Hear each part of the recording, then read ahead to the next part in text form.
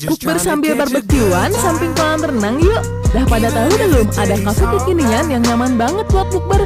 Cus meluncur ke Malika Coffee and Eatery. Lokasinya di Villa Grand Malika. Ada area outdoor di samping kolam renang dan pohon kelapa.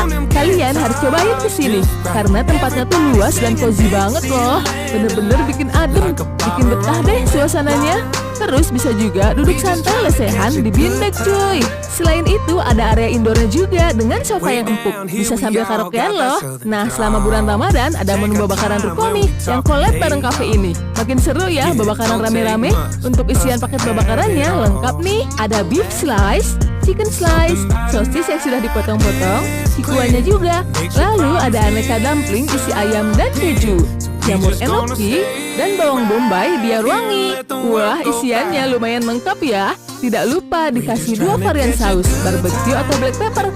Sausnya bisa dilumuri langsung